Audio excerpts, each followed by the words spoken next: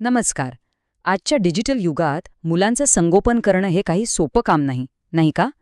तंत्रज्ञान एका बाजूला आपलं आयुष्य सोपं करतंय, पण त्याच वेळी मुलांच्या विकासासमोर नवीन आव्हानं सुद्धा उभी करतंय. चला, आज आपण याच आव्हानांना जरा जवळून समजून घेऊ आणि त्यावर काही उपाय शोधण्याचा प्रयत्न करूया. हे दोन प्रश्न ओळखीचे वाटतायत का? खरं तर अनेक पालकांना हे प्रश्न नेहमीच सतावत असतात. रात्रीची अपुरी झोप आणि वाढता स्क्रीन टाईम. ह्या आजच्या काळातल्या खूप सामान्य पण तितक्याच गंभीर समस्या आहेत. चला तर मग याच्या मुळाशी जाऊया आणि यामागची कारणं आणि उपाय काय आहेत ते शोधूया. पालकत्व हे पूर्वीही काही सोपं नव्हतं, पण आजच्या या डिजिटल युगातली आव्हानं खूप वेगळी आहेत. हो, तंत्रज्ञानाने बऱ्याच गोष्टी सोप्या केल्या आहेत, पण त्याचवेळी मुलांच्या मानसिक आणि भावनिक आरोग्यासमोर मात्र नवीन आव्हानं उभी राहिली आहेत. सोशल मीडियावर इतरांचं ते निवडक आणि छान छान आयुष्य पाहून मुलांमध्ये कुठेतरी न्यूनगंड येऊ शकतो. सतत कानावर पडणारी माहिती, ऑनलाईन होणारी छेडछाड म्हणजे सायबर बुलिंग आणि डिजिटल उपकरणांचं व्यसन, या सगळ्यामुळे मुलांसाठी एक तणावपूर्ण वातावरण निर्माण होते.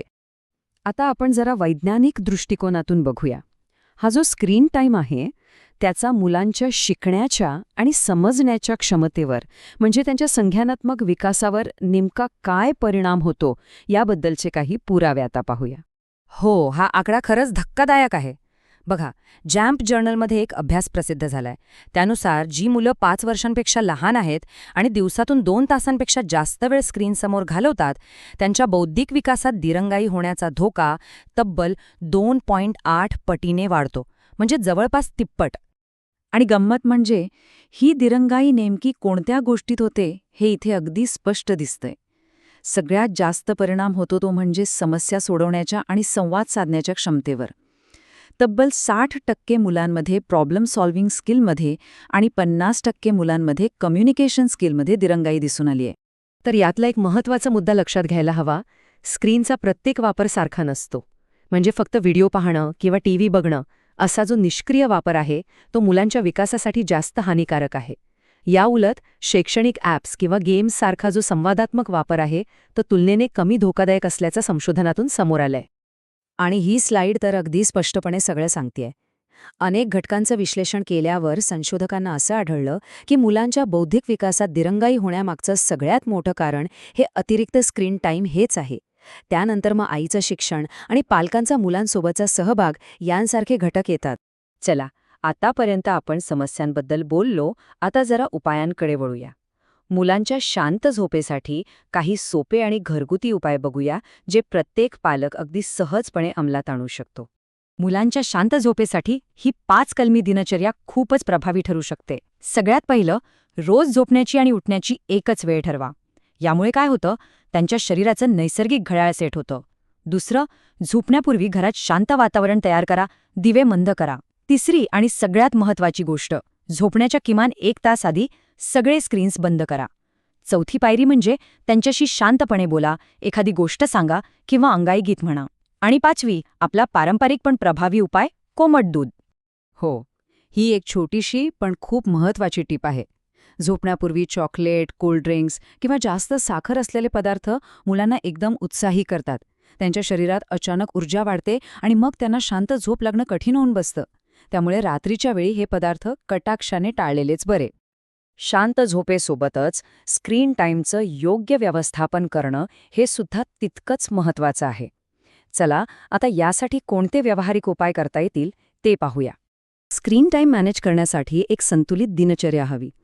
अमेरिकन अकॅडमी ऑफ पीडियाट्रिक्सने काही मर्यादा सांगितल्या आहेत, त्या ठरवून घ्या. घरात काही स्क्रीन फ्री झोन तयार करा, जसं की जेवणाचं टेबल किंवा बेडरूम. मुलांना मैदानी खेळ आणि इतर ॲक्टिव्हिटीजमध्ये गुंतवा. आणि सगळ्यात महत्त्वाचं, आपण स्वतः एक आदर्श बनायला हवं. आपला स्क्रीन वापर मर्यादित ठेवून त्यांच्यासमोर एक योग्य उदाहरण ठेवणं गरजेचं आहे.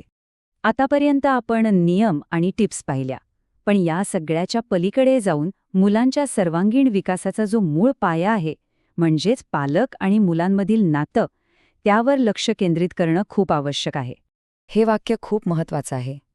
जेव्हा मुलं आपल्याशी मोकळेपणाने बोलू शकतात, त्यांच्या भावना व्यक्त करू शकतात, तेव्हा त्यांना सुरक्षित आणि आपलं वाटतं. यामुळे त्यांची चिंता आणि तणाव साहजिकच कमी होतो. तर ह्या सगळ्या उपायांपेक्षाही महत्त्वाचं काय असेल तर ते आहे पालक आणि मुलांमधलं भावनिक नातं.